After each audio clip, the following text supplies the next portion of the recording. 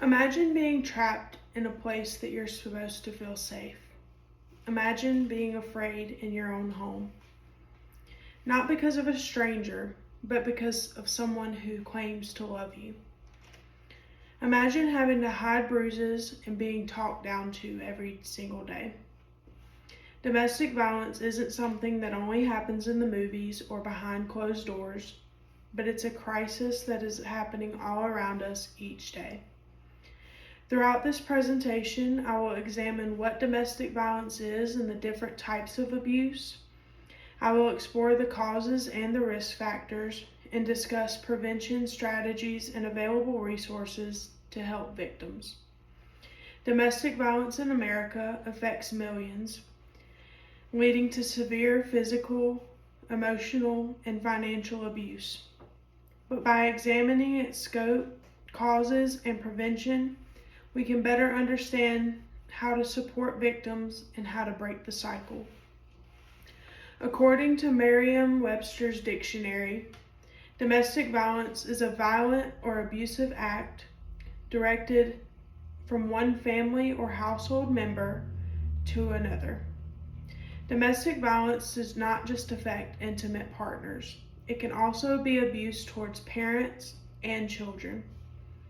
According to the Domestic Abuse Hotline website, an average of 24 people per minute are victims of rape, physical abuse, or stalking from their intimate partner here in the United States, which is more than 12 million women and men over the course of one single year. The diverse types of abuse include physical, emotional, and financial abuse. Here on my PowerPoint, you will see the different types of physical abuse. They include pulling your hair, punching, slapping, kicking, biting, choking, or smothering you, trapping you in your home and preventing you from leaving, reckless driving or dangerously driving with you in the car or abandoning you in familiar places, force you to use drugs or alcohol, especially if you have a history of substance abuse. Going to the next slide, we will see different types of emotional abuse, which include blaming you for their abusive behavior, accusing you of cheating or cheating themselves and still blaming you for that action, attempting to control what you wear, humiliating you, especially in front of others, and gaslighting you, which is pretending to not understand or refusing to listen to you, which causes you to question your recollection of facts, events, or sources, and it really leaves you confused and wondering if you're going crazy. Here on the next slide, you will see the different types of financial abuse, which include depositing your paycheck into an account that you do not have access to, preventing you from viewing or accessing that bank account or any bank account, stopping you from working, limiting the hours you can work, getting you fired or forcing you to work specific types of jobs, maxing out your credit card without your permission, not paying credit card bills and just harming your credit score overall, living in your home but refusing to work to contribute, and refusing to provide money for necessary or shared expenses such as food, clothing, transportation, medical care, or medicine.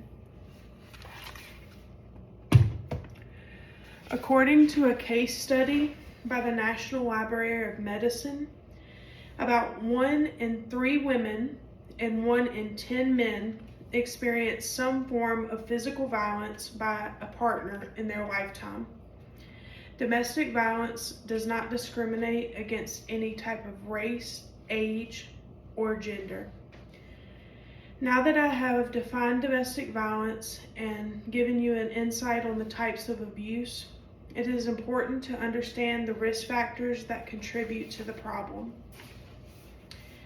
There are several factors that cause domestic violence, but two of the main factors that I'm going to discuss with you today include individual risk factors and barriers that make it hard for victims to leave. Per the Connection for Abused Women and Their Children, which is a website that can help victims here in the United States, research has shown a clear link between substance and alcohol abuse and domestic violence.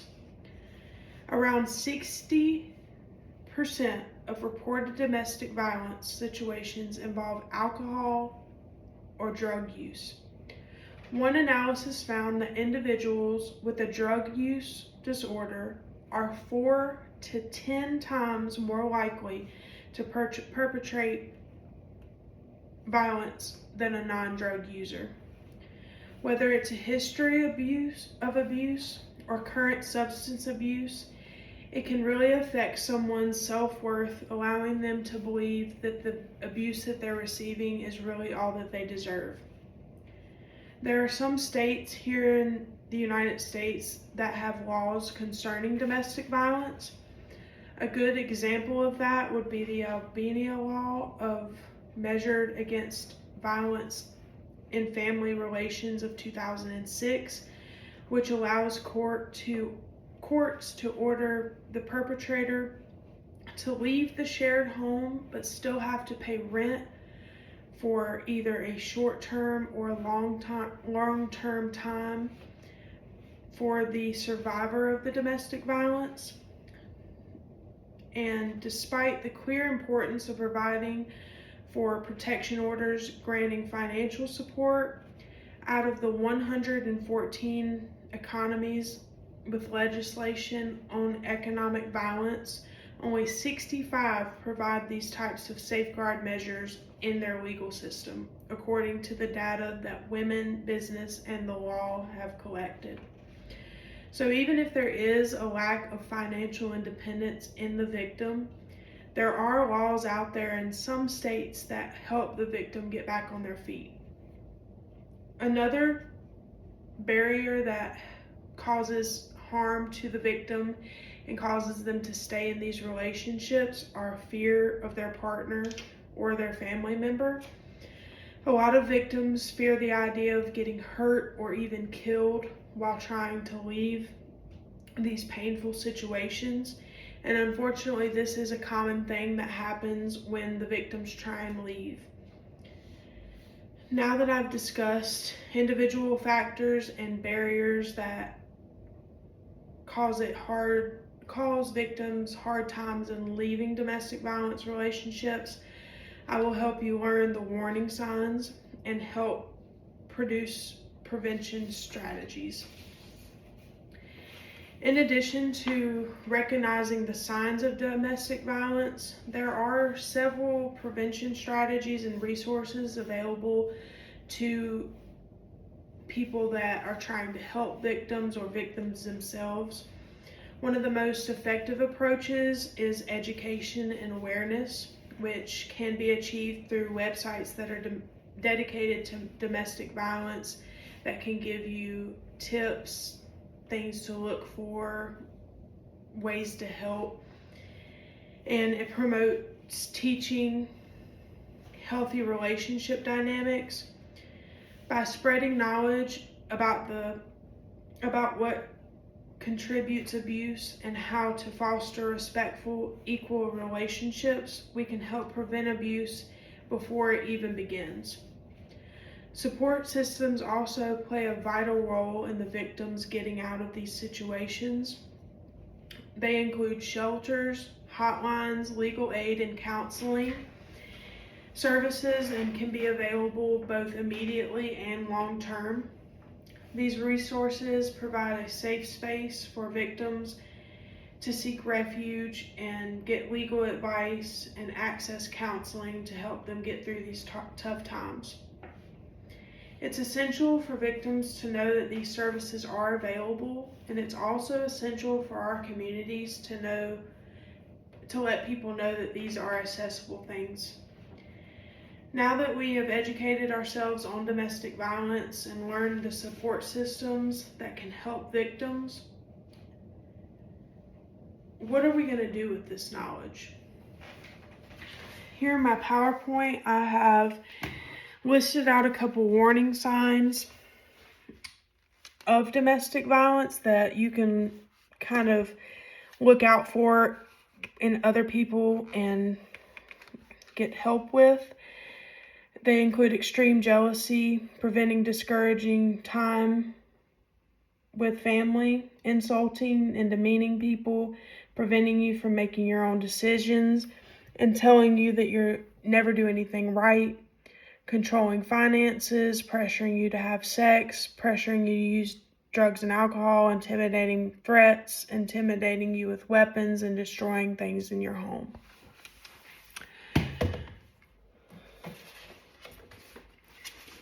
Domestic violence is something that Americans go through each and every day, leading to different types of abuse. But understanding the definition, causes, and how to help victims, we can fight against breaking the cycle of domestic violence. In conclusion, domestic violence is a pervasive issue that affects individuals of all genders and races, and is also driven by social and individual factors. Fear and lack of financial independence, and emotional manipulation that can trap these victims in these horrible relationships. By breaking the cycle and helping to fight against domestic violence, we have to start with awareness, but finish with action. What will you do to break the cycle of abuse here in America? Because everyone deserves to feel safe in their own home.